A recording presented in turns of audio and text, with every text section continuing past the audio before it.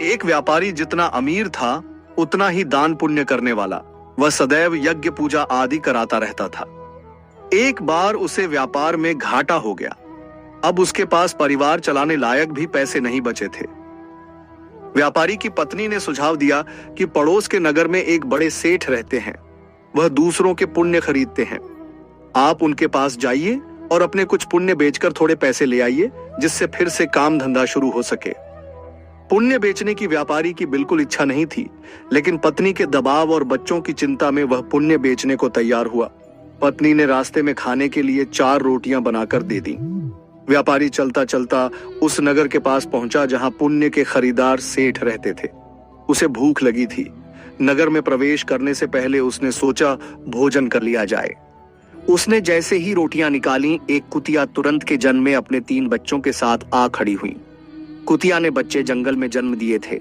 बारिश के दिन थे और बच्चे छोटे थे, इसलिए वह उन्हें छोड़कर नगर में नहीं जा सकती थी। व्यापारी को दया आ गई। उसने एक रोटी कुतिया को खाने के लिए दे दिया।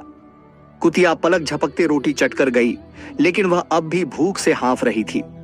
व्यापारी ने दूसरी रोटी, फिर तीसरी और फिर 4 रोटियां कुतिया को खिला दी। खुद केवल पानी पीकर सेठ के पास पहुंचा।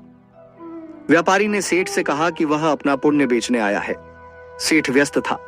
उसने कहा कि शाम को आओ। दोपहर में सेठ भोजन के लिए घर गया और उसने अपनी पत्नी को बताया कि एक व्यापारी अपने पुण्य बेचने आया है। उसका कौन सा पुण्य खरीदूं? सेठ की पत्नी बहुत पतिव्रता और सिद्ध थी। उसने ध्यान लगाकर देख लिया कि आज व्यापारी ने कुतिया को रोटी खिलाई है। उसने अपने पति से कहा कि उसका आज का पुण्य खरीदना, जो उसने एक जानवर को रोटी खिलाकर कमाया है, वह उसका अब तक का सर्वश्रेष्ठ पुण्य है। व्यापारी शाम को फिर अपना पुण्य बेचने आया। सेठ ने कहा, आज आपने जो यज्ञ किया है, मैं उसका पुण्य लेना चाहता हूं। व्यापारी हंसने लगा। उसने कहा कि अगर मेरे पास यज्ञ के लिए पैसे होते तो क्या मैं आपके पास पुण्य बेचने आता? सेठ ने कहा कि आज आपने किसी भूखे जानवर को भोजन कराकर उसके और उसके बच्चों के प्राणों की रक्षा की है। मुझे वही पुण्य चाहिए।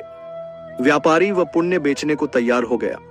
सेठ ने कहा कि उस पुण्य के बदले वह व्यापारी को 4 रोटियों के वजन के बराबर हीरे मोती देगा। रोटियां बनाई गईं और उसे तराजू के एक पलड़े में रखा गया। दूसरे पलड़े में सेठ ने एक पोटली में भरकर हीरे जवाहरात रखे। पलड़ा हिला तक नहीं। दूसरी पोटली मंगाई गई, फिर भी पलड़ा नहीं हिला। कई पोटलियों के रखने पर भी पलड़ा नहीं हिला तो व्यापारी ने कहा, सेठ जी, मैंने विचार बदल दिया है। मैं अब पुण्य नहीं बेचना चाहता।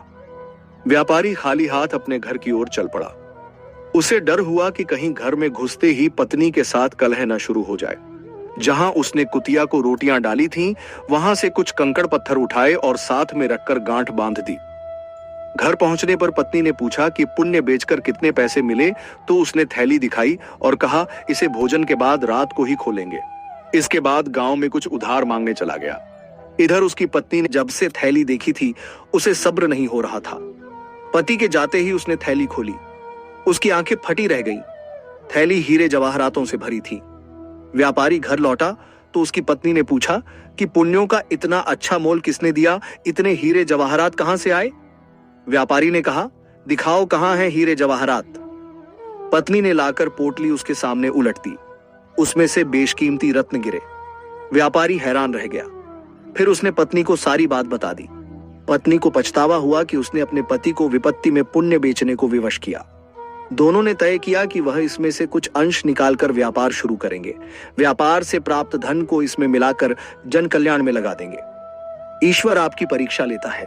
परीक्षा में वह सबसे ज्यादा आपके उसी गुण को परखता है जिस पर आपको गर्व हो। अगर आप परीक्षा में खरे उतर जाते हैं तो ईश्वर वह गुण आप में हमेशा के लिए वरदान स्वरूप दे देते हैं। अगर परीक्षा में उत्तीर्ण न हुए तो ईश्वर उस गुण के लिए योग्य किसी अन्य व्यक्ति की तलाश में लग जाते हैं। इसलिए विपत्ति काल में भी श्री ठाकुर जी पर भरोसा रखकर सही राह चलनी चाहिए। आपके कंकड़ पत्थर भी अनमोल रत्न हो सकते हैं। आप सभी वैष्णव को भगवत स्मरण।